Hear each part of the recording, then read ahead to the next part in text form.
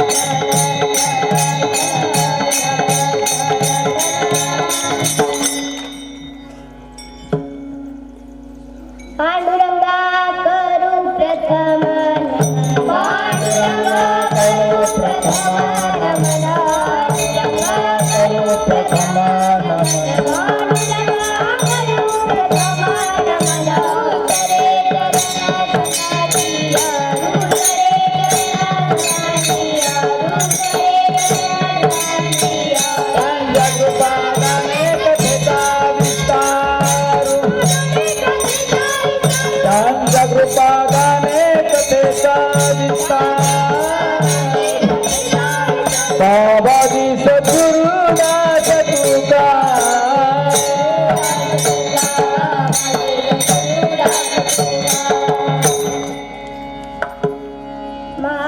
धर्मपीठे तटे भीमरथ्यं वरं पुण्डलिकाय दातो मुनीन्द्रे समागततिष्ठं दमानन्दकन्दं परब्रह्मलिङ्गं भजे पाण्डुरङ्गं वक्रतुण्ड महाकाय सूर्यकोटि समप्रभ निर्विघ्नं कुरु मे देवं सर्वकार्येषु सर्वदा गुरुर्ब्रह्मा गुरुर्विष्णु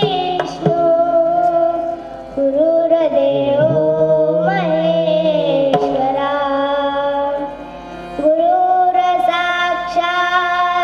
परब्रह्म तस्मै श्री गुरुवे नमः. प्रस्तुत प्राप्त प्रसंगी कीर्तनरूपी सेवा करता निवडलेला अभंग जगद्गुरु जगद्वंदनीय देवचे सुप्रसिद्ध साधू श्री संत तुकाराम महाराज यांचा चाचरणाचा अभंग सेवेकरता निवडलेला आहे. तुकाराम महाराज सांगतात की टाकीचे घाव सहन करून दगडात देवपणा आला. 99 तर देवपण मिळवण्याकरता त्या दगडाला टाकीची घाव सहन करावे लागतात. अभंगाचे पहिले चरण. त्याचप्रमाणे आपले कार्य साधण्याकरता मन हे बळकट ठेवावे. अभंगाचे दुसरे चरण. बाणशस्त्राचा घावा बकोळ्याचा मारा केल्याने शूराला उच्च पदवी मिळते व प्रसंगवशात वीरमरणही प्राप्त होते. अभंगाचे तिसरे चरण. तुकाराम महाराज म्हणतात, ज्याप्रमाणे सती ही सहगमन करताना अग्नीची पर्वा करत नाही, त्याचप्रमाणे साधकाने मोक्षरूपी कार्य साधण्याकरता दुष्टांच्या निंदा द्वेषांच्या आघात निर्विकार वृत्तीने सहन करावे लागतात. अभंगाचे शेवटचे चरण. असा अभंगाचा सरळ अर्थ मी तुमच्या समोर मांडले. आता तुम्ही झोपलात तरी चालेल, पण महाराज म्हणतात म्हणून झोपू नका, नाहीतर खरंच झोप चाल. म्हणून झोपू नका. विठ्ठल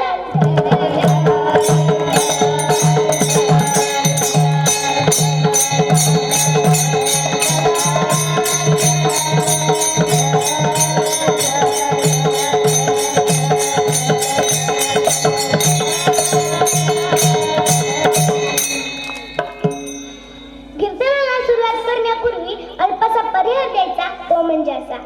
आज या पांढरेवाडी गावामध्ये तालुका पंढरपूर जिल्हा सोलापूर या गावामध्ये अंकुश काका भुईरकर यांच्या वाढदिवसानिमित्त हा भव्य दिव्य कीर्तन सोहळा इथे माझ्याकडून ठेवलेला आहे. अंकुश काकांचे मी मनापासून आभार मानते व इथे सर्व लोक जमलेले आहेत त्यांचे सुद्धा मी आभार मानते. साऊंड सिस्टीम वाले असतील, वादक असतील, गायनाचार्य असतील व माझ्या काही संघातल्या मुली असतील, तर सर्वांचे मी आभार मानते. आणि मला या स्टेजवरती उभा राहण्याची हिंमत प्राप्त करून दिली ते म्हणजे माझे गुरुवर्य श्री ह भ प रामायणाचार्य रामनाथ महाराज गोडके यांचे सुद्धा मी आभार मानते. पण खरं तर गुरुवर्याचे आभार मानायचे नसतात, पण तुम्हाला समजून देण्यामध्ये मी माझ्या गुरुवर्यांचे आभार मानते. विठ्ठल विठ्ठल.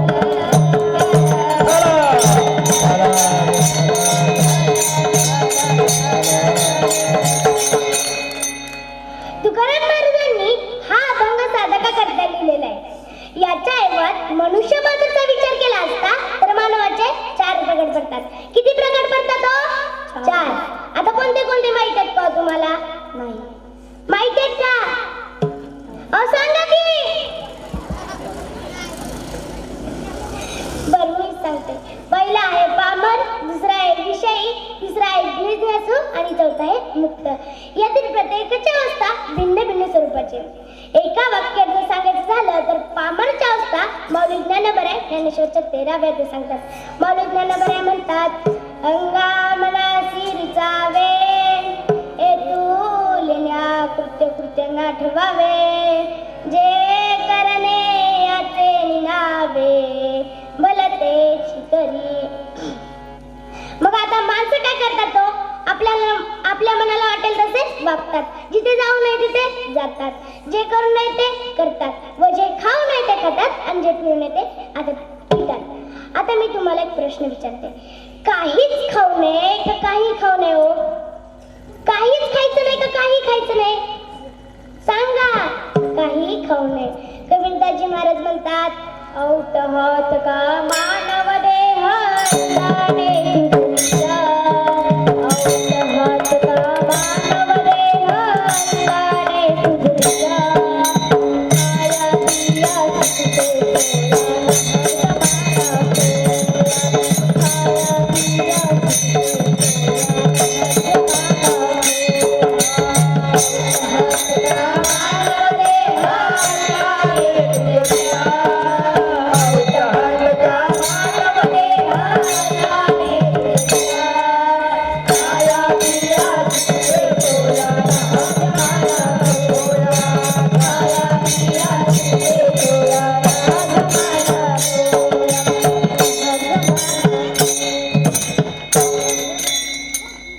मग आता मांस भक्षण करणे हा आपला धर्म नाही किंवा माणसाचा धर्म नाही. मांस शब्दाचा अर्थ असा होतो की मांस भक्षयती अमूत्र यश मांस मिळते. मी ज्याचे मांस खातो तो मला परलोकी खाणार. भागवतामध्ये एकनाथ महाराज सांगतात, मारिले पशु मरावया येती सुरड घेती यमद्वारे. ज्या पशुला मी मारतो खातो तोच पशु माझ्या पुढच्या जन्मात सूड येणार म्हणजे तो बदला घेणार. आता पिण्याच्या बाबतीमध्ये पण माणसं पितात, पण काय पितात? जे नको नको ते पितात. कबीरदासजी महाराज म्हणतात, गांजा दारू मत पियो यारो गांजा दारू मत पियो यारो गांजा दारू मत पियो यारो अक्कल बंद हो जाती है. गांजा दारू मत पियो यारो अक्कल बंद हो जाती है. गांजा दारू मत पियो यारो अक्कल बंद हो जाती है. गांजा दारू मत पियो यारो अक्कल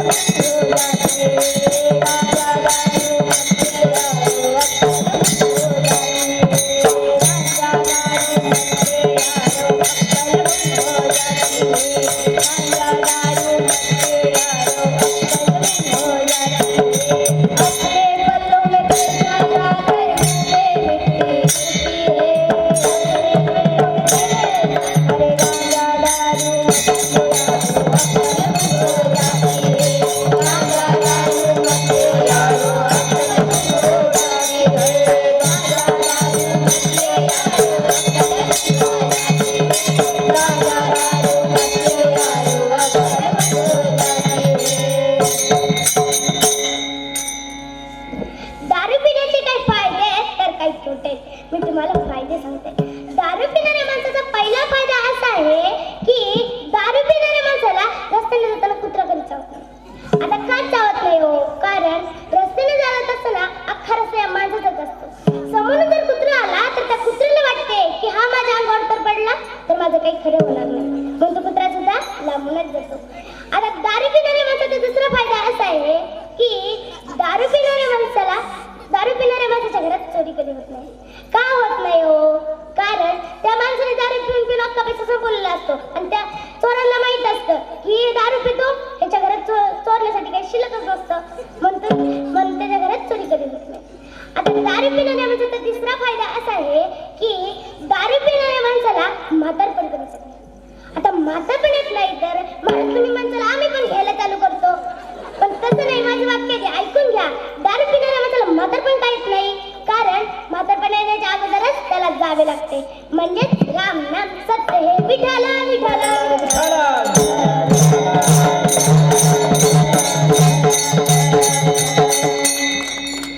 सांगण्याचा अर्थ असा आहे, जो स्वैराचार्याने वागतो त्याला पामर असे म्हणतात. आता विषय पूर्वीची अवस्था कशी असते हो?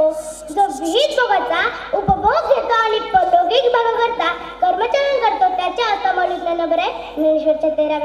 ज्ञानेश्वरच्या दुसऱ्या अध्याय सांगतात. मौलिक ज्ञानोबर म्हणतात, म्हणती संसारी जन्मी जे यज्ञादीप कर्म कीजे मग सर्व सुख भोगी जे मनोहर. मग आता मोक्ष कोणाला म्हणतात हो? ज्याला इहलोक किंवा परलोकिक क्षण भंगूर सुखाचा कंटाळा आला आहे व योगज्ञान या साधनेवर रूढ होऊन ज्यांनी जन्ममरण संपण्याची पैजच घेतली आहे त्याला मोक्षाचे म्हणतात. मौलिक ज्ञानोबर म्हणतात, पै भव सर्ग उमगले मग मोक्ष योगज्ञान ओळखले उडती नया निघाले पैजा जेत. मग सज्जनाओ, स्वर्गातील देवाला ज्ञान आहे पण त्या प्राप्तीचा अधिकार नाही व पशुपक्षाला ज्ञानही नाही आणि अधिकारही नाही व माणसाला ज्ञानही नाही आणि अधिकारही आहे. पण एक गोष्ट लक्षात ठेवा सज्जनाओ, मनुष्याने त्यातून काय केलं? परमात्मा साधलं नाही तर तो पशुपक्षाही ही नाही.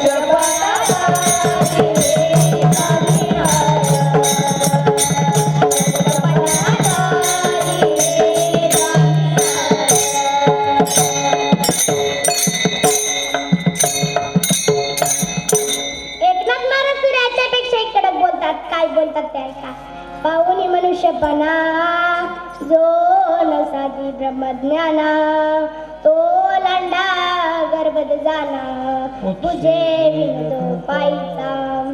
आता माणसाच्या गणवत्तेवरून त्याची तुलना केली जाते. एखाद्या गाढवाच्या ठिकाणी जर चांगले गुण दिसले तर आपल्यातील माणसे म्हणतात की त्या गाढवाला अक्कल आहे पण माणसाला अक्कल नाही. म्हणून संतांनी भेटून काय केलं परमात्मा साधला नाही तर तो पशुपेक्षाही हीन समजला जातो.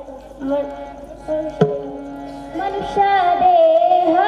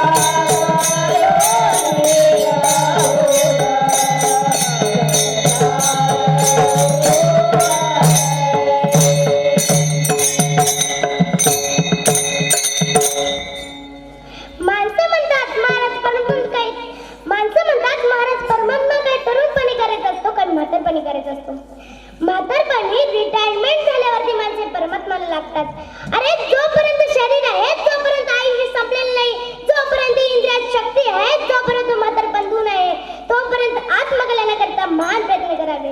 आता तहान लागल्यावरती वीर गोठ्यात काय अर्थ आहे का हो? सांगा की. अरे बोलत जावा.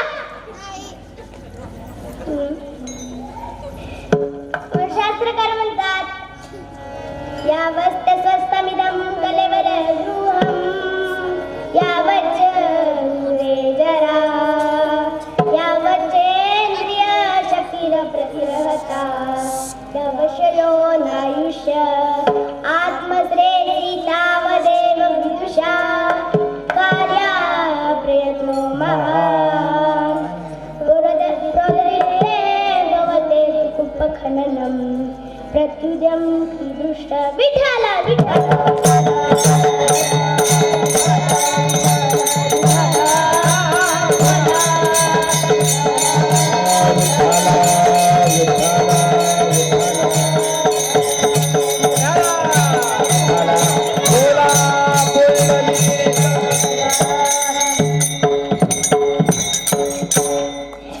तरुण वयात भगवंताचे नामस्मरण केले. टाळ्या वाजवा, अगोदर टाळ्या वाजवा. तरुण वयात भगवंताचे नामस्मरण केले पाहिजे. ते का करावे? कारण तरुण वय हे जीवनातील अनमोल वय असते. या वयात मनुष्य जे काही कर्म करेल त्या कर्माचे सुख व दुःख त्या जीवाला भोगावे लागतात. मग हे दुःख भोग कमी होण्यासाठी व प्रत्येक क्षेत्रात प्रगती होण्यासाठी व आपल्या जीवनात देवाच्या भक्ती प्राप्त होऊन घेण्यासाठी या नहराचा उद्धार करण्यासाठी तरुण वयातच भगवंताच्या नामस्मरणाची अत्यंत गरज आहे. म्हातारपणी नामस्मरण होत नाही. महाराज म्हणतात तरणा भाग्यवंता नटे हारी कीर्तनात नटे हारी कीर्तनात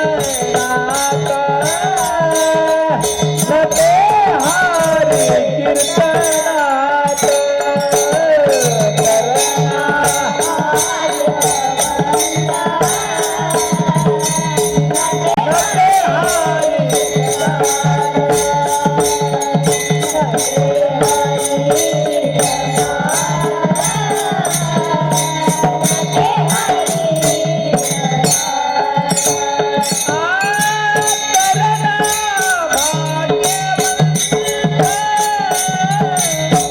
नटे हारी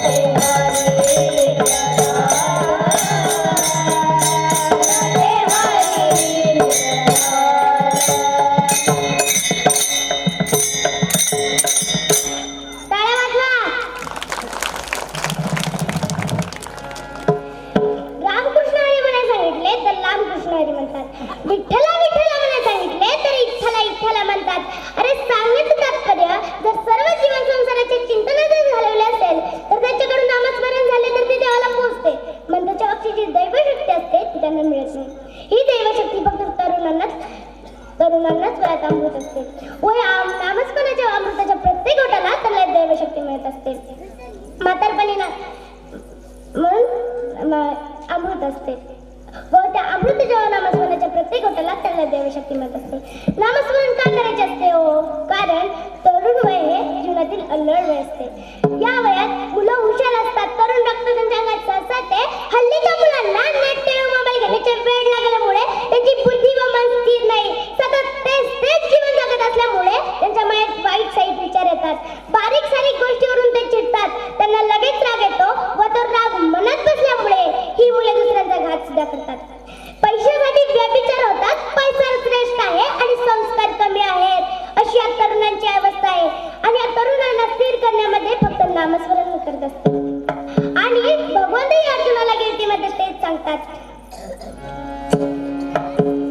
मन्मनाभो मद्भक्तो मद्याजी मां नमस्कुरु मामे वैश्यसि सत्यं ते प्रतिजाने प्रियोडसि मे. या श्लोकावरती माऊलीने खूप वेळ लिहिले. सर्व इंद्रिय मला अर्पण कर असे देव म्हणतात, पण मुख्य म्हणजे मन अर्पण कर, कारण की हा इंद्रियाचा राजा आहे. महाराज म्हणतात, किंबहुना फुले मन तरी माझे एक तन, माझे निश्रवणे कान भरुनी खाली. विठाला विठाला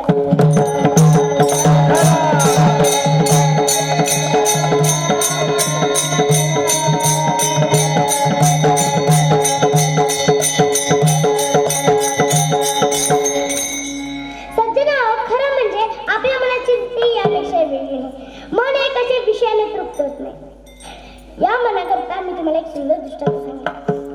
एका राजाजवळ एक खादर शेळ होते. राजाने दवंडी दिली की जो कोणी या शेळीला तृप्त करून आणेल त्याला मी बक्षीस देईन. व शेळी तृप्त झाली की नाही हे सिद्ध करण्यासाठी मी तुमची एक परीक्षा सुद्धा घेईन बरं का. व शेळी तृप्त नाही झाली तर त्याला कठोर शिक्षा सुद्धा मिळेल. मग बक्षिसाच्या अभिलाषाने एक माणूस तिथे आला. आल्याच्या नंतर राजाकडून शेळी घेतली व जंगलात चालायला गेला. तर त्या माणसाला काय माहित होते का हो की ही शेळी खादर शेळी म्हणून? त्याला माहित नव्हते.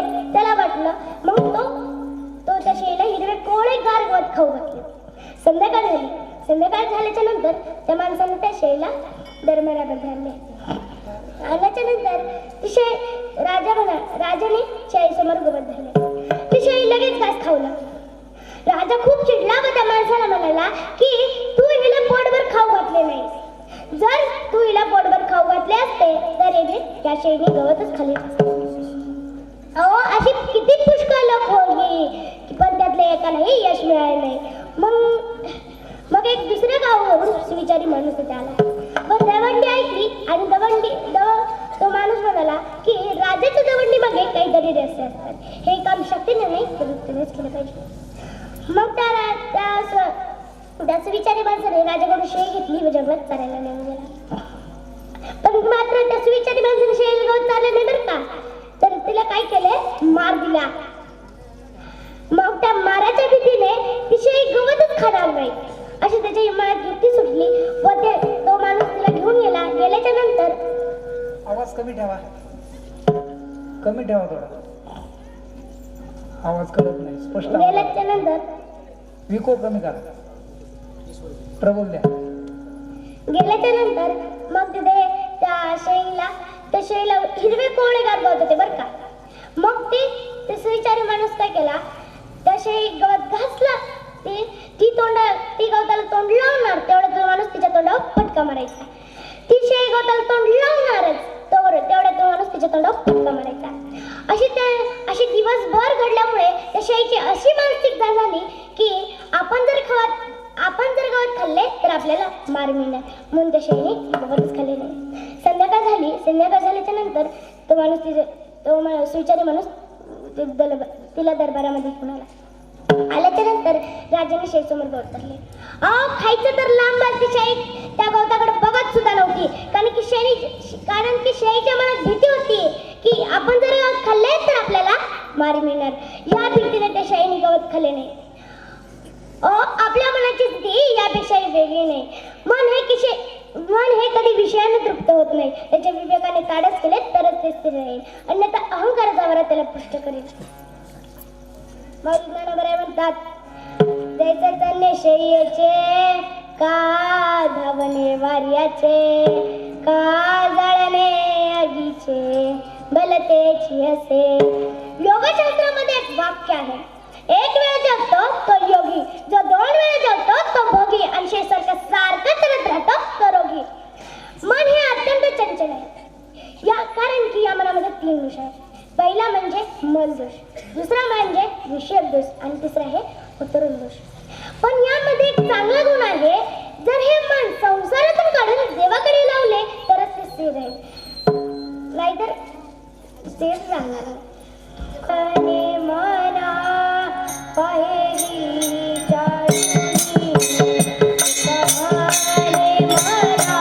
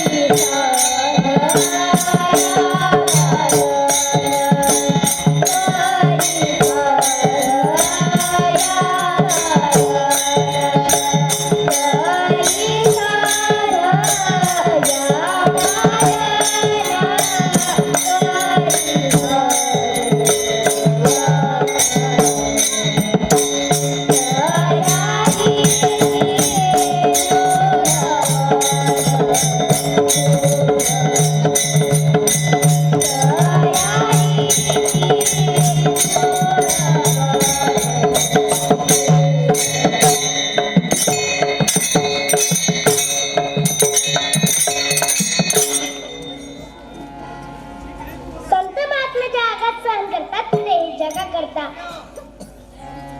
महाराज म्हणतात जगाच्या कल्याणा संतांच्या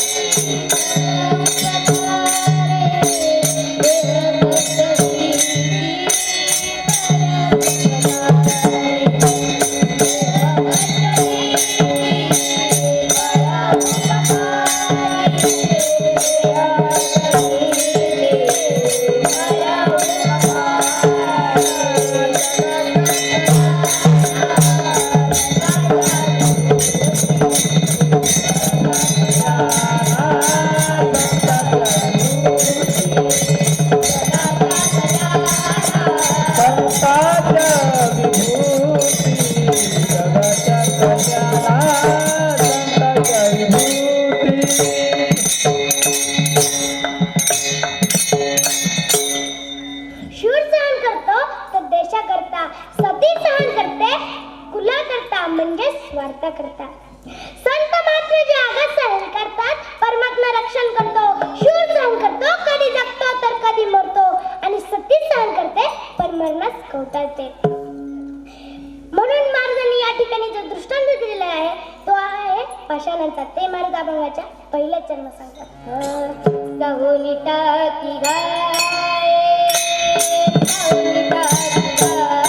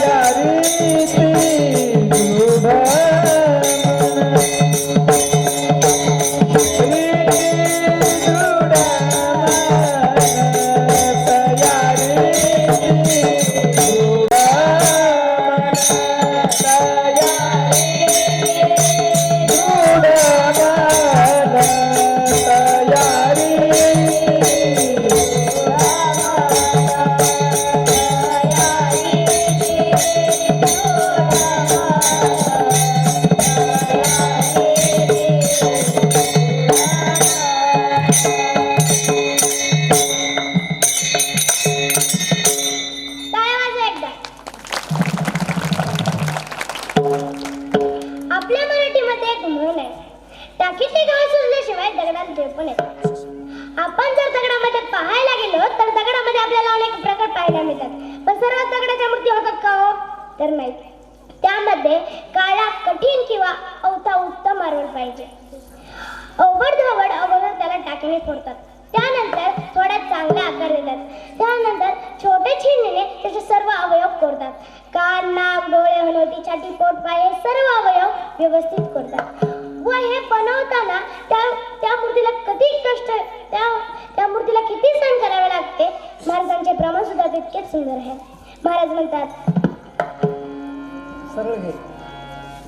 तुका म्हणे जरी जगी टाकी आहे, त्याच्या पडे पाया जन मन आपण याची कसवटी. एकदा काय झालं, एका मूर्तिकारांनी श्रीकृष्णाची एवढी सुंदर मूर्ती बनवली. मूर्ती एवढी मनमोहक होती की लाखो मूर्ती प्रदर्शनामध्ये लाखो मूर्त्यांमधून त्या मूर्तीचा पहिला क्रमांक आला. व हे मूर्ती बनवताना किती कष्ट आणि किती दक्षता घ्यावी लागते ते त्या मूर्तिकारांनी सांगितलं. माणसाचे सुद्धा असेच आहे. माणसाने जर आपल्या मधल्या अनावश्यक गोष्टी व सवयी काढून टाकले की माणूस सुद्धा महात्मा बनतो, आणि विचार आणि विकास बाजूला काढून टाकले की माणूस देव सुद्धा बनतो.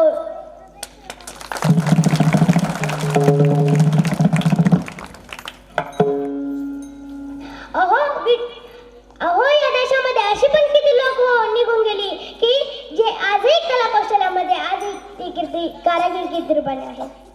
आज जो आपण आपल्या देशामध्ये कलाप्रेमी शहाजहान माहितीये का होतो? तुम्हाला माहितीये का? याने आपल्या स्वतःच्या पत्नीसाठी एक कुशल कारागीर होऊन ताजमहल बांधून घेतला. पण मनाने किती कमकुवत असतात तो. परत या देशामध्ये असा दुसरा ताजमहल होऊ नये म्हणून त्या कारागिराचे हात तुटले. मग हेच तर आपल्या देशाचं मोठं दुर्दैव आहे की त्याची किंमत व त्याचं महत्व आम्हा लोकांना कळत नाही. शिवजयंती आली की आपले तरुण बांधव म्हणतात, राजे तुम्ही जन्माला या. अरे हातात बाटली, खिशात गुटखा आणि तोंडात मावा, आणि म्हणतात राजे तुम्ही जन्माला या. अरे राजे जन्माला येण्यासाठी अगोदर तुम्ही त्यांचे मावळे बना, आणि तो मावळा कसा बनावा हे मी तुम्हाला एक वाक्यात सांगेन. छत्रपती शिवाजी महाराजांचा एक मावळा लढ्यामध्ये त्याचे दोन्ही हात तुटले. हात तुटल्यानंतर तो मावळा घरी गेला. पहिल्याच सैनिकांना गाडी होती की बंगल्यात झोपडीत राहणार तो मावळा घरी गेल्याच्या नंतर मग युद्ध संपल्यानंतर महाराज त्याच्या घरी गेले. घरी गेल्यानंतर राजे दारात दिसतात, तो मावळा ढसाढसा राहिला. राजे म्हणतात, अरे रडू नकोस, लवकर बरा होशील. तो मावळा काय म्हणतो, राजे माझे हात तुटले पण रडत नाही, आणि हात तुटल्याचं दुःख पण नाहीये. मग राजे म्हणाले, का रडतोस? तो मावळा म्हणतो, स्वराज्याचा राजा या गरीबाच्या झोपडीमध्ये आला, पण या तुटलेल्या हाताने राजाला मुजरा सुद्धा करता येत नाही. डोंगरात पाणी आलं. एवढी तुमची निष्ठा असायला हवी, मग म्हणा राजा तुम्ही परत जन्माला या. आज काय सध्याच्या काळात भगवे कपडे घातले म्हणून शिवराय होत नाही. दुसऱ्या दिवशी शिवजयंती झाल्यानंतर दुसऱ्या दिवशी तो भगवा झेंडा नालीत पडलेला असतो. त्या झेंड्याचा अपमान केला जातो. मग हेच तर आपल्या सध्याच्या काळाचं दुर्दैव आहे की त्याची किंमत व त्याचं महत्व आम्हा लोकांना कळत नाही. एकदा काय झालं, एक जपानची तरुणी स्त्री लाखो रुपये खर्च करून भारतात लेण्या पाठण्यासाठी हजारो किलोमीटरवरून ती भारतात वेरू गाव येथे पोहोचले. सोबत हाय रेझोल्युशन कॅमेरा, मॅप, प्रश्नांची यादी हे सर्व घेऊन ती आली व काही दगड मातीचे नमुने सुद्धा सोबत घेतले. लेणी पहाड दगडाचे फोटो काढले व बनवण्याची प्रक्रिया समजून घेतली. आणि आपल्या ज्ञानेश्वर महाराजांनी 16व्या वर्षी ज्ञानेश्वरी लिहिली, आणि आपल्या भारतातील काही 16व्या वर्षाची शहाणी मुले त्या बाईचे फोटो काढतात. व ही बाप त्या बाईला खटकते व ती बाई त्यांना समजावून सांगते की ही a man don't capture, I am not culture. This is लेण्याकडे बोट दाखवून ती म्हणते, this is the culture, take your photos. पण तरी ती मुलं ऐकत नाहीत आणि म्हणतात, ma'am one photo, ma'am one photo. ती बाई त्यांना कंटाळून ठीक आहे असे म्हणते. मग ती मुले त्या बाईच्या खांद्यावर हात ठेवून फोटो काढतात. ती बाई जपानला जाऊन तिथल्या लोकांना माहिती देते की भारतातील कैलास मंदिर जगातलं असं एकमेव असं मंदिर आहे की जे वरून खाली बांधण्यात आलेलं आहे. भारतातलं सर्वात मोठं व जगातलं मंदिर आहे ते. वजे भरून खाली बांधण्यात आलेले. वा विठाला विठाला विठाला.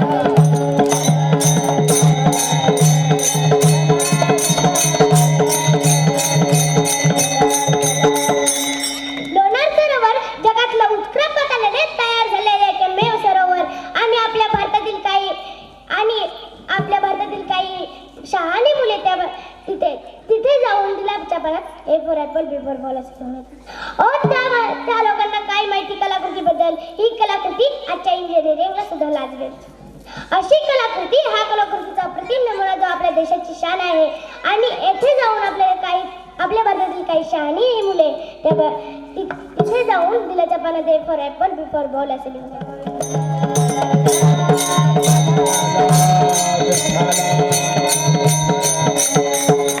छत्रपती शिवाजी महाराजांच्या नंतर गादीवरती बसले स्वराज्याचे धाकले उरत छत्रपती संभाजी महाराज. आणि छत्रपती संभाजी महाराजांना संपविण्यास आला औरंगजेब बादशाह 6 लाखाची फौज घेऊन. अरे संपविना शुभाचे स्वराज्य औरंगजेबाला. अरे संपविना शुभाचे स्वराज्य औरंगजेबाला. सांग संभाजी कशी देण्यात टक्कर या वादळाला. अरे 63 वर्षाचा तो दिल्लीचा बादशाह. अरे 63 वर्षाचा तो दिल्लीचा बादशाह आणि 23 वर्षाचा हा कोवळा शंभूबाळ आणि 23 वर्षाचा हा कोवळा शंभूबाळ. 3 लाख घोडेस्वार 2 लाख पायदळ. 3 लाख घोडेस्वार 2 लाख पायदळ. पायदळी तुटून झाले महाराष्ट्र सबळ. 1 लाख सेवक त्याचे खजिना 33 कोटीचा. 1 लाख सेवक त्याचे खजिना 33 कोटीचा. विकत घेण्यासाठी आले कन्ना मराठी पाटीचा. विकत घेण्यासाठी आले कन्ना मराठी पाटीचा. 3000 हत्ती 5000 उंट. 3000 हत्ती 5000 उंट.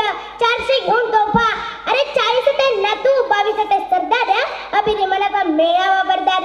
अरे पाहुणे आम्हाचा घरात धडकून जाई छाती. अरे पाहुणे आम्हाचा घरात धडकून जाई छाती.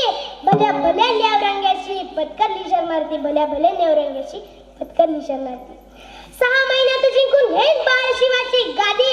6 महिन्यात जिंकून घेईन बाळ शिवाची गादी. अरे बरबाद होतील जे लागतील मोगलांच्या नादी. अरे बरबाद होतील जे लागतील मोगलांच्या नादी. 6 महिन्यात शिवरायांचं राज्य जिंकायचं, महाराष्ट्र जिंकायचं आणि दिल्लीला परत जायचं असं औरंगजेबाचं ठरवलं. पहिला किल्ला जिंकायचा रामशेजचा टेकडीवरचा किल्ला औरंगजेबाच्या 7.5 वर्ष लढत होता. तर तो त्याला जिंकता आला नाही. अरे त्यालाच काय त्याच्या बापाने जरी किल्ला लढवला असता ना तर त्याला जिंकता आला नसता.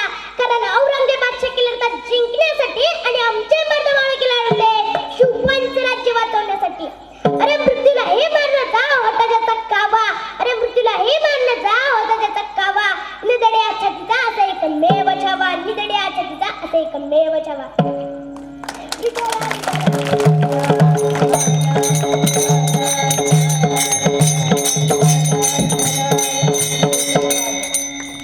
छत्रपती शिवाजी महाराज धर्मवीर संभाजी महाराज तानाजी मालुसरे यांचे नाव जरी घेतले तरी अंगात विष प्राप्त होते. अशी किती शूरवीर होऊन गेली की ज्यांनी स्वराज्यासाठी बलिदान दिले. आणि अशी किती शूरवीर. आणि एक दिवस काय झालं, महाराज पन्हाळ्यावर आले व पन्हाळ्याच्या आसपासची जवळ घेतले मावळ्यांची आणि महाराजांची भेट. ओळख कधीची फक्त डिसेंबरच्या महिन्यात. आणि अवघ्या डिसेंबरच्या महिन्यामध्ये त्यातला एक शिवकाशी नावाचा एक मावळा जो महाराजांकडे आला. ओळख कधीची फक्त एका महिन्याची. आणि अवघ्या 1 महिन्यानंतर सिद्धीचा पन्हाळा वेढा पडला. राजा अडकले. 65,000ची फौज त्याच्या पालकांवरती वेढा टाकलाय. पण शक्ती अपुरी पडली. महाराज म्हटले शक्तीपेक्षा युक्तीचाच वापर केला पाहिजे. मग त्या दिवशी बोलावणं पाठवलं शिवकाशीला. मग शिवकाशीत मग राजाकडे आला. राजाला म्हणाला की राजा तुम्ही मला बोलवलं. हो राजे म्हणाले हो मी तुला बोलवलं.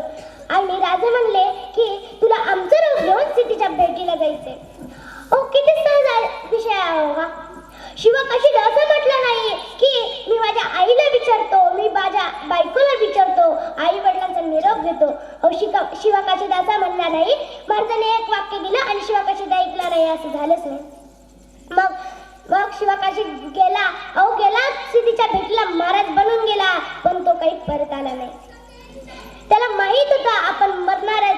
आपण सिद्धीच्या भेटीला नाही पण मृत्यूच्या भेटीलाच चाललोय हे त्याला माहित असून सुद्धा त्याने मृत्यूला कवटाळलं. शिवने मृत्यूला कवटाळलं. स्वराज्यासाठी बलिदान दिले. आणि अशी शूरवीर अजूनही आपल्याला कुठे कुठे पाहायला मिळतात. ती शूरवीर अजूनही कुठे आपल्याला पाहायला मिळतात. एकच राजा इथे जन्मला शिवनेरी किल्ल्यावर. एकच राजा इथे जन्मला शिवनेरी किल्ल्यावर. माझ्या राजाचं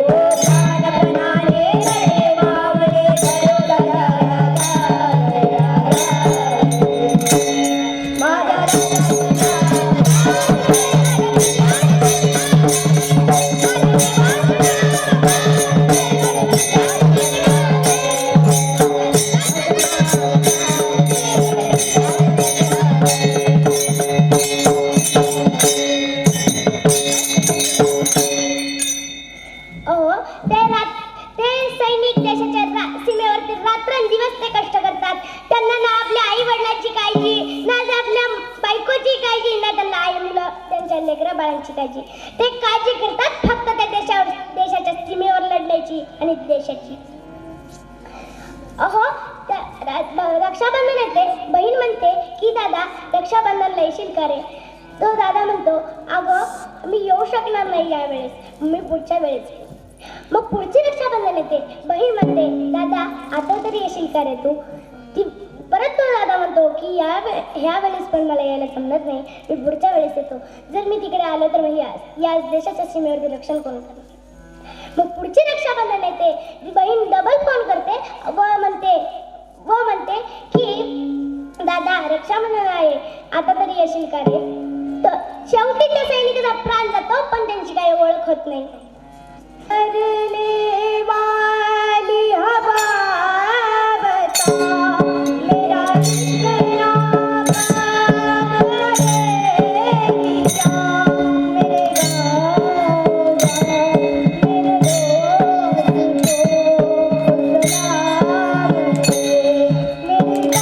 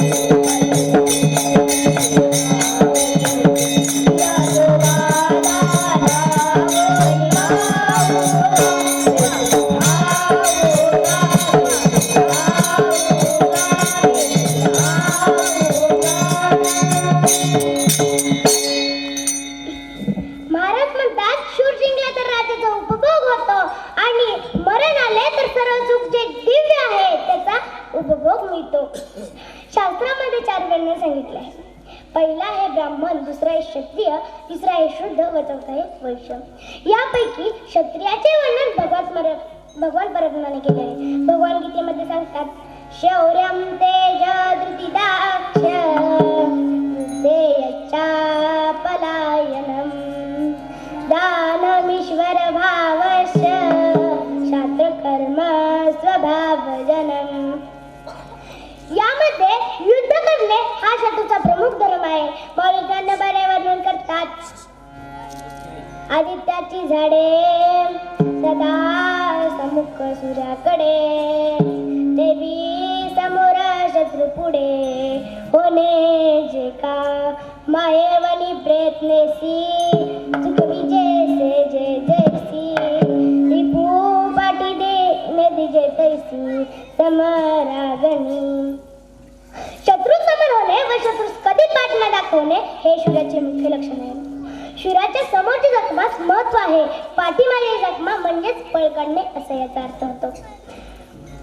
परिज्ञान म्हणतात परी वैराग्याचे आधारे जरी लागले अभ्यासाची मोहरे तरी केतुलेनी एक अवसरे फिरावले. विठ्ठल विठ्ठल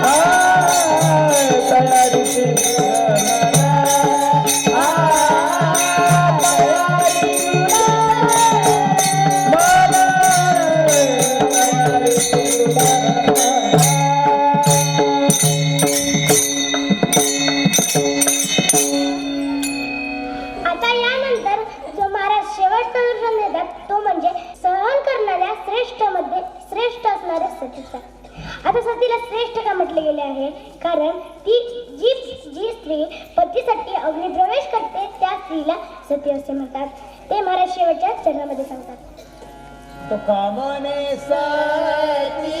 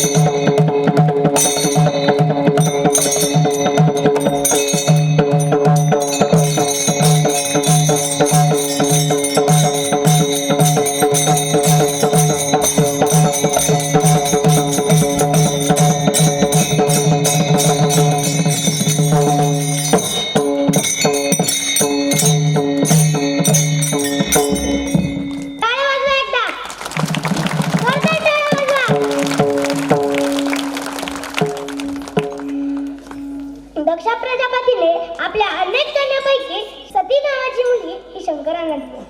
जावई असून सन्मान करण्याऐवजी अपमान केला या गोष्टीचा मनात राग धरून यज्ञकुंडल केले. यज्ञकुंडल केल्याबद्दल मग सर्व देवांना आमंत्रण दिले, पण शंकरांना आमंत्रण दिले नाही. सती हट्ट धरू लागली की जर वडिलांनी बोलवले नाही तरी आपण जावे, कारण वडील, प्रभू, मित्र हे गुरु आणि पितू यांच्या घरी आमंत्रण असतानाही जावे. मग सती हट्ट धरू लागली व शंकर नको म्हणत असतानाही सती गेली. गेल्याच्या नंतर बाबांनी सुद्धा बघून न बघितल्यासारखे केले. बहिणी सुद्धा तिला विचारायला तयार नाही. शेवटी आईकडे गेली.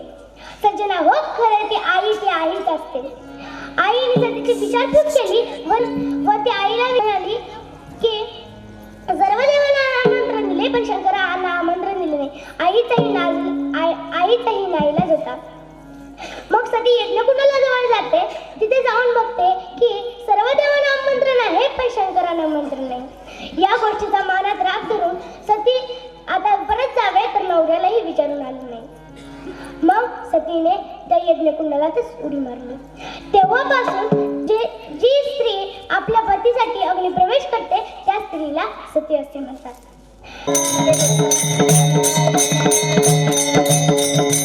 झालेली सेवा माऊली ज्ञानोबरायांच्या चरणी, जगद्गुरु तुकाराम यांच्या चरणी, सर्व देवांच्या चरणी समर्पित करते व माझ्या आई वडिलांच्या चरणी, सर्वांच्या चरणी, माझ्या गुरुवारांच्या चरणी समर्पित करते आणि सगळ्यांना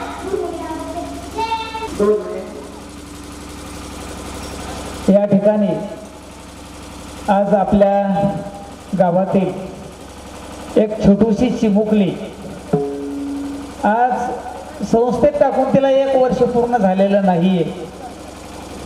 खऱ्या अर्थाने ती तुमच्या समोर जेवढं बोलली ते तिच्या वयाच्या मानानं एवढं काय बोलली की आज तिने शिल्लक कुठलंच काही ठेवलेलं नाही. ज्ञानोबरांच्या ज्ञानेश्वरीतल्या ओव्या सांगितल्यात, सुभाषित सांगितले, श्लोक सांगितले, जवळपास भगवद्गीतेतील 3-4 श्लोक म्हणली, त्याचप्रमाणे भागवतातल्या ओव्या मोडली आणि व्यवस्थित असं आलतू फालतू कुठल्याही प्रकारचं डांगडिंग असं कीर्तन केलेलं नाही. तिने सुंदर असं चिंतन तिने असं या ठिकाणी तुमच्यासमोर, त्याला कीर्तनच म्हणतात, असं व्यवस्थित कीर्तन तिने तुमच्यासमोर केलेलं आहे. तर खऱ्या अर्थाने माझी इच्छा नव्हती इतक्या लवकर तिला कीर्तन करून देण्याची, परंतु तिचे वडील नवनाथराव त्यांची खूपच इच्छा दिसली आणि त्यांनी सांगितलं महाराज एवढं पहिलं कीर्तन. त्यांचे मित्र अंकुशराव यांच्या वाढदिवसाच्या निमित्ताने आणि एक ती तुमच्या घरातलं लेकरू आहे, ते कौतुक म्हणून आज ती तुमच्यासमोर उभा राहिली, पण भविष्य काळातली ती खूप मोठी कीर्तनकार होणार आहे, खूप मोठी कीर्तनकार होणार आहे, खूप मोठी अभ्यासक होणार आहे. त्यांना आता सांगितलंय, म्हणलं हे पहिलं कीर्तन आहे, याच्यानंतर मी त्याला स्टेजवर उभा केल्याशिवाय, मी सांगितल्याशिवाय तिला कीर्तन करू द्यायचं नाही. त्यांनी मान्य केलं. महाराज म्हणले पहिलं कीर्तन आहे, म्हणले आता याच्यानंतर मी कुठल्याच प्रकारचं कीर्तन तिला करू देणार नाही, कारण तो वय पण किती हो, 8 वर्षाची, ती 3रीच्या वर्गात शिकती आणि याच वयामध्ये माझी मुलगी बालकीर्तनकार गायत्री दिदी गोडके तिने सुद्धा 3रीत असतानाच कीर्तन केलं होतं आणि त्या दिवशी संस्थेत तिने कीर्तन केलं, पहिलं कीर्तन प्रॅक्टिस म्हणून. तर माझी मुलगी गायत्री म्हणली, बाबा तुम्हाला आज काय दिसतंय? म्हणलं मला तिच्यात गायत्री दिसते, कारण या वयामध्ये तिने कीर्तन केलं. आता ती 12वीला आहे, ती येणार होती पण 12वीच्या परीक्षा चालू आहे म्हणून ती आली नाही. यूट्यूबला जर गायत्री दिदी गोडके नाव टाकलं ना तर याच वयातले तिची कीर्तन, ते आतापर्यंतचे कीर्तन आहेत यूट्यूबला, बाल कीर्तनकार गायत्री दिदी घोडके. तर या ईश्वरीचं एक कौतुक म्हणून आपल्याच गावातील एक जुने मृदंगाचार्य आवाजवादक ज्ञानोबाराव साळुंके यांनी ईश्वरीचं कौतुक म्हणून 500 रुपये बक्षीस, कौतुक म्हणून बक्षीस दिलेलं आहे, तरी त्यांचे धन्यवाद. या ठिकाणी आपली संस्था आहे संत नामदेव जनाबाई मुलींची वारकरी शिक्षण संस्था. या संस्थेच्या नावानं चॅनल पण आहे, आपलं यूट्यूब चॅनल आहे संत नामदेव जनाबाई. मुलींनी लक्षात ठेवा, घरी गेल्याच्या नंतर चॅनलला सबस्क्राईब करा. संत नामदेव जनाबाई मुलींची वारकरी शिक्षण संस्था. कारण नवीन नवीन आपल्या संस्थेचे अशा बालकीर्तनकार मुलींचे आपण छोटे छोटे अशा क्लिप बनवून त्या युट्यूबला टाकतोय. अजून बरेचसे कीर्तन आहेत. या मुलीचं आता त्र्यंबकेश्वर यात्रेमध्ये कीर्तन झालं. एवढं व्यवस्थित आणि एवढं सुंदर बोलली. अशा जवळपास 15-20 मुली कीर्तन करतायत. खूप छान मुली आहेत. पावल्या सारल्या सुंदर खेळतात, गातात, सुंदर म्हणतात. अगदी सुव्यवस्थित जी संस्थेची शिकवण असते त्या पद्धतीने सुसंस्कारित असं शिक्षण आहे. ज्यांनाही कोणाला या ठिकाणी संपर्क करायचा असेल, व्हिजिटिंग कार्ड घ्यायचं असेल तर या ठिकाणी कार्ड आहेत. रामकृष्ण हरी. धन्यवाद महाराज. तुम्ही चिखलाला घडवलं त्याबद्दल तुमचं अभिनंदन. आणि बसलेल्या श्रोत्याचं सुद्धा अभिनंदन आहे. या हिता जो असे जागता, धन्य माता पिता तयाचिया, कुळी कन्या पुत्र होती जे सात्विक, तयाचा हरिक वाटे देवा. देवाला सुद्धा अभिमान वाटला पाहिजे ह्या चिमुकलीचा. इतके मंत्रमुग्ध आमच्या श्रोत्यांना केलं त्याबद्दल धन्यवाद महाराज.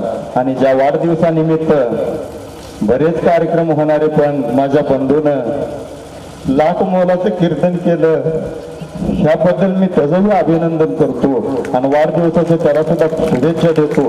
रामकृष्ण हरी.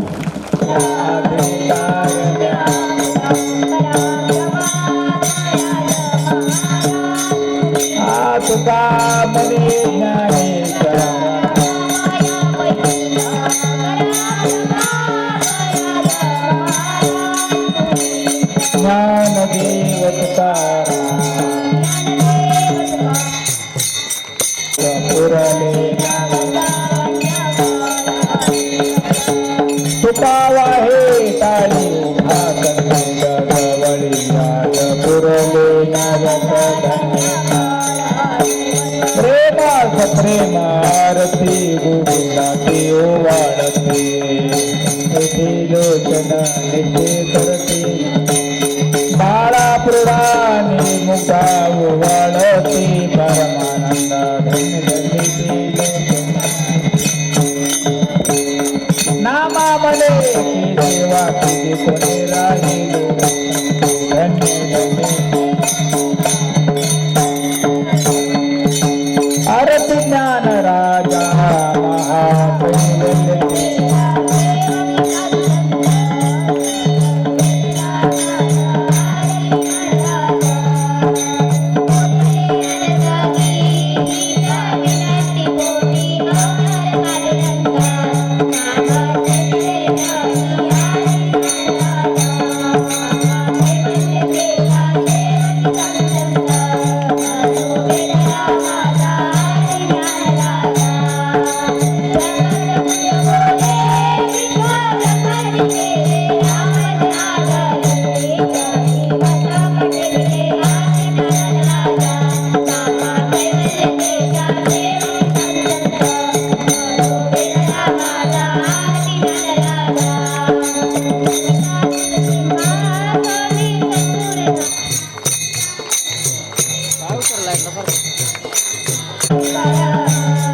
भालेले तांगण वंदन चरणा तोरण पासून प्रेम